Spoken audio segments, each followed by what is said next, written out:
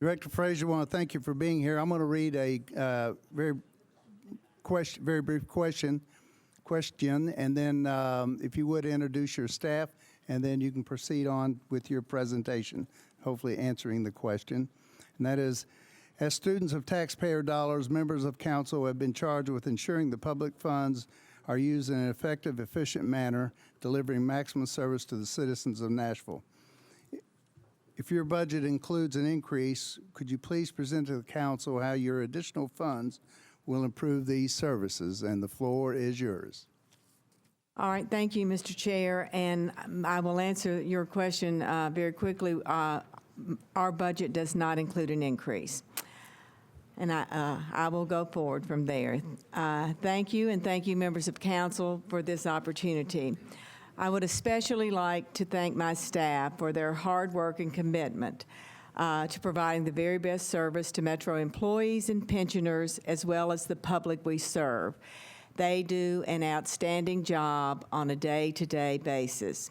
The one common denominator that defines what we do is to provide the very best customer service to all Metro departments, employees, pensioners, as well as the general public. Quite simply, every day we help people, and we take great pride in that effort.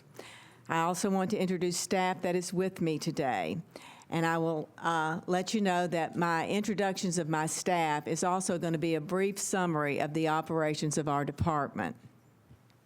To my right, I have Ginger Hall, who is the Assistant Director over Benefits Administration, which provides benefit services for 9,221 employees plus 3,500 non-certificated MNPS employees, as well as 8,861 pensioners and their dependents, and this adds up to approximately 30,000 individuals. She also provides administrative support to the Metropolitan Employee Benefit Board. To my left, immediate left, is Mike Taylor, and Mike is the Assistant Director over the HR division, which includes our classification, compensation, employee relations, HR, data management, recruitment, departmental field reps, safety and IOD administration, training, and our Veteran Services Office. And he also provides administrative support to our Civil Service Commission. To my far left is Jerome Trice, and Jerome is our finance officer and handles HR's budget and all of our departmental financial transactions. I'm happy to tell you that we operate well within our budget without issues, and in a very large part, that is because of Jerome's expertise and his oversight. Also here today in the audience is Stephen Kane, Marla Greer, Tam Gordon, and Leslie Schuster. Steve is our safety administrator, and in doing that, he administers our IOD program, which includes Metro's IOD clinic, our substance abuse program, and he collaborates with all departmental safety coordinators on safety programs, which I'm happy to advise you all, has resulted in a drop of 34% in our employee injury rate. Leslie Schuster works in the classification compensation area, and she is the HR analyst who is responsible for costing the proposed pay plan that will soon come before the council. Leslie has done an excellent job in this, and I'm very grateful to her for this fine work. Also with me today, Marla Greer, who is over our HR data management, which is responsible for all EBS employee information entries, as well as the numerous reports that HR provides and issues on an ongoing basis. Tam Gordon is our new community outreach analyst. Tam is doing a terrific job getting the word out about Metro employment opportunities to the various demographic groups that make up our robust city and diverse city. As I said, by virtue of these introductions, I've given you a brief summary of our operations. Please know that we are happy with our budget, and I'm happy to answer any questions you may have. Thank you. Thank you, Director. The floor is now open. Council members, Council Lady Gilmore. Thank you, Mr. Chair. Thank you, Ms. Frazier. It's always a pleasure. It's my pleasure. Right back at you, Council Lady. Yes. I just had a couple questions, and you mentioned it, and I was writing notes, and I should have just been giving my undivided attention to you.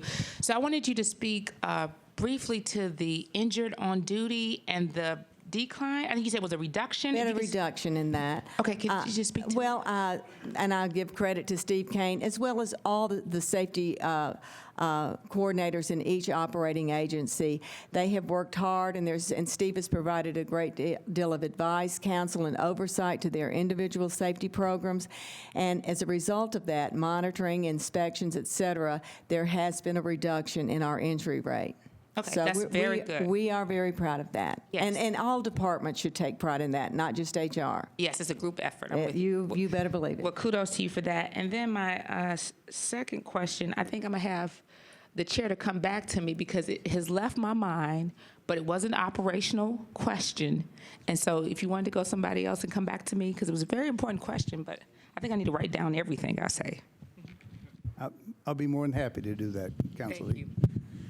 Councilman Withers. Thank you, Mr. Chair. Director Frazier, I sit on the Personnel Committee. I'm the vice chair of that committee, and I know that our committee chair, Councilmember Murphy, is not with us at this moment, but just wanted to run over one of the things that we discussed in our committee this year was legislation pertaining to qualified domestic relations orders, and that was something that that your department, I think, is currently handling out of your budget. And I wanted to clarify if my memory is accurate and if that is still going to be maintained within your budget. It is, and we are able to handle that.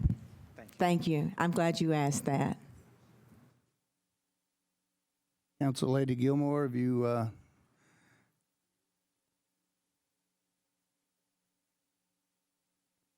Mr. Chair, I appreciate it. I'm going to have to ask Ms. Frazier about it later. I was taking too many notes and just cannot remember my question. welcome to my world. Director, I want to thank you and your staff for being here. There's no others in the queue. Certainly appreciate it. Well, you're not on the, but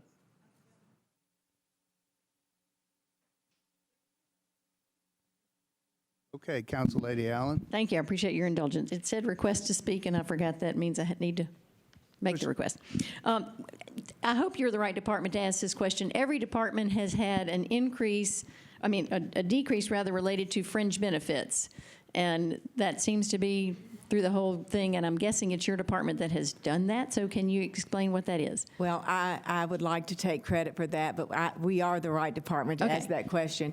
Yes, we have had a decrease in fringe benefits due to a reduction in the contribution towards employee pensions. But the group that should get the credit for that is our investment committee.